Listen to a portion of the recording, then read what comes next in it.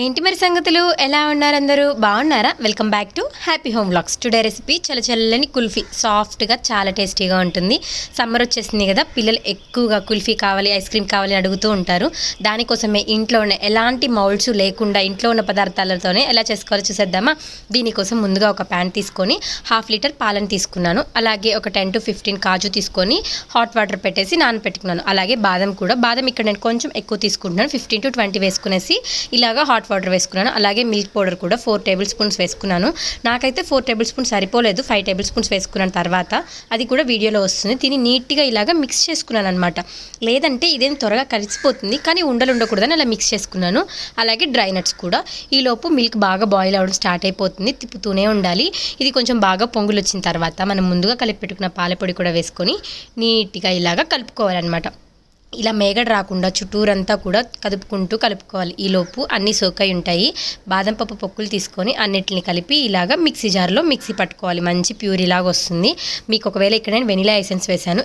Vanilla essence మీ దగ్గర లేనప్పుడు యాలక్కాయలని ముందుగా చేసిన పేస్ట్లోనే కొంచెం ఒకసారి వేసుకొని మిక్సీకి పట్టుకున్నామంటే ఫ్లేవర్ మంచిగా వస్తుంది. అలాగే పాలు ఇంకా పొంగైపోయినాయి అన్నప్పుడు మనం ముందుగా మిక్సీ పట్టుకున్న బాదం కాజు పేస్ట్ కూడా వేసుకునేసి నీట్గా ఉడికించుకోవాలి. దీంట్లోనే 4 to 5 టేబుల్ స్పూన్ షుగర్ కూడా వేసుకున్నాను. షుగర్ అనేది మీ టేస్ట్ని బట్టి ఉంటుంది. బెల్లం కూడా యూజ్ చేయొచ్చు.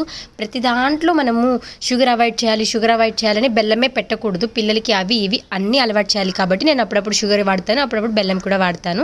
ఆ తర్వాత నేను చెప్పాను కదా, నాకు ఇక్కడ కన్సిస్టెన్సీ సరిపోలేదు, 5 టేబుల్ స్పూన్స్ వేసానని. అప్పుడు అందుకోసం ఇంకొక టేబుల్ స్పూన్ మిల్క్లో పౌడర్ వేసేసి కలిపి వేసాను అనమాట. అప్పుడు థిక్నెస్ వచ్చింది.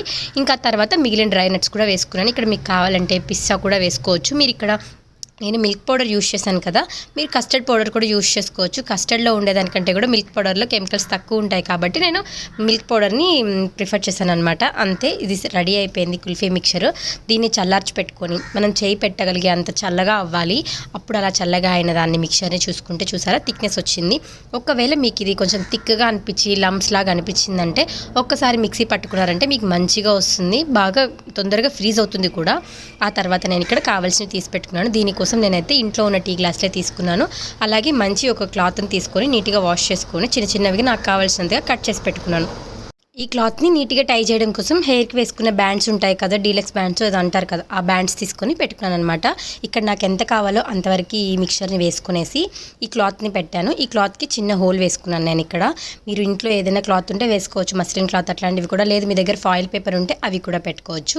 అంతే, ఆ క్లాత్ హోల్ మిడిల్లోకి వచ్చేలా చూసుకొని చుట్టూరు చూసుకుంటూ ఇలాగ నేను ఈ రబ్బర్ బ్యాండ్తో టై చేసుకొని దీన్ని కవర్ చేసుకున్నాను అనమాట. ఇలా కవర్ చేసుకుంటేనే త్వరగా ఐస్ బాగా వస్తుంది. దానికోసం ఇలా కవర్ చేసేసి ఇక్కడ నేను ఐస్ క్రీమ్ టూత్ పిక్స్ తీసుకున్నాను. మీ దగ్గర ఈ టూత్ పిక్స్ లేకపోతే మీరు ఒకవేళ మీ దగ్గర ఉండేవి ఏవైనా సరే ఉంటాయి కదండి మన దగ్గర టూత్ పిక్స్, అవి కూడా పెట్టుకోవచ్చు. ఇక్కడ నా దగ్గర ఐస్ క్రీమ్ టిక్స్ ఉన్నాయి కాబట్టి ఆ స్టిక్సే పెట్టాను. అంతే, కుల్ఫీ మౌల్డ్స్ లేకపోయినా కానీ కుల్ఫీ పర్ఫెక్ట్గా వచ్చేస్తుంది. వీటిల్లో వేసేసుకోవడమే. మిగతా వాటితో కూడా అలాగే వేసుకున్నాను. ఇక్కడ నేను ఎలా వేసుకున్నాను ఏంటి అనేది కంప్లీట్గా నీట్గా చూపించాలనేసి చూపించాను. ఇక్కడ చుట్టుపక్కల ఉండేది కూడా నీట్గా తుడుచుకున్నామంటే నీట్గా వస్తుంది. ఇలాగే మిగతా మూడింటిని కూడా చేసుకున్నాను. ఇక్కడ మీ దగ్గర ఒకవేళ ఈ టీ గ్లాసులు కూడా ఎక్కువ పెట్టలేము అనిపించినప్పుడు ఒకటే దాంట్లో పెట్టగలము, ఫ్రిడ్జ్లో స్పేస్ లేదనిపిస్తే పప్పు డబ్బాలు ఉంటాయి కదా, ఆ పప్పు డబ్బాల్లోనే వేసుకొని వాటిలోనే 4 స్టిక్స్ పెట్టుకొని తర్వాత కట్ చేసుకోవచ్చు. ఇక్కడ క్లాత్ ఎలా కట్ చేసుకోవాలో కూడా చూపిస్తున్నాను నేను. ఇక్కడ క్లాత్ని ఇట్లాగా 2 folds చేసి మిడిల్లోకి ఇలా కట్ పెట్టుకున్నామంటే నీట్గా వచ్చేస్తుంది. ఇలాగే నేను అన్నీ చేసుకున్నాను. 4 టీ గ్లాసులో వేసుకొని ఇంకొకటి పెద్ద గ్లాసులో కూడా వేసాను. అంటే టీ గ్లాసులోనే వేయాలా అనే డౌట్ రావాల్సిన అవసరం లేకుండా వేసాను అనమాట. ఇలా ఎంత పోర్షన్ కావాలో అంత పోర్షన్ పెట్టుకునేసి ఇలాగ అన్నిటిని కలిపి ఫ్రిడ్జ్ చేసుకున్నాను అనమాట. నేను ఒక 8 hours ఫ్రీజ్ చేసుకున్నాను. మీకు ఇంకా వీలుగా ఉంటే మీరు నైటే వేసుకునేసి మళ్ళీ మధ్యాహ్నం కానీ అలా తీసి చూడండి, పర్ఫెక్ట్గా వస్తాయి, చాలా టేస్టీగా ఉంటాయి. ఫ్రిడ్జ్లో నుంచి అన్నీ తీసేసాను. వీటిని డిమోల్డ్ చేయడం కోసం ఒక పెద్ద గ్లాస్లో పావు భాగం నీళ్ళు వేసుకునేసి వీటిని 2-3 times డిప్ చేశాను. అలాగే చేతులతో కూడా రబ్ చేశాను అనమాట. వీడియోలో చూపిస్తున్న విధంగా చేతులతో కొంచెం రబ్ చేసామంటే ఈజీగా వచ్చేస్తుంది. ఇలా రబ్ చేసిన తర్వాత ముందున్న క్లాత్ని తీసేసి కొంచెం అలా అటు ఇటు ట్విస్ట్ చేసామంటే ఈజీగా ఇలాగ ఊడి వచ్చేస్తుంది అనమాట. అంతే, కుల్ఫీ స్టిక్స్ ఈజీగా వచ్చేస్తాయి. బయట కుల్ఫీ ఎలా ఉందో అంతకంటే మంచి క్వాలిటీతో టేస్టీగా ఇంట్లోనే చేసుకోవచ్చు. బయటకు వెళ్ళాల్సిన అవసరం ఉండదు, పెద్ద పని కూడా ఉండదు. ఇంట్లోనే చిన్నపిల్లలు కూడా చేసుకోగలిగే అంత సింపుల్ ప్రాసెస్. ఈ ప్రాసెస్ మీకు ఎలా అనిపించింది కామెంట్ చేయడం మర్చిపోవద్దే.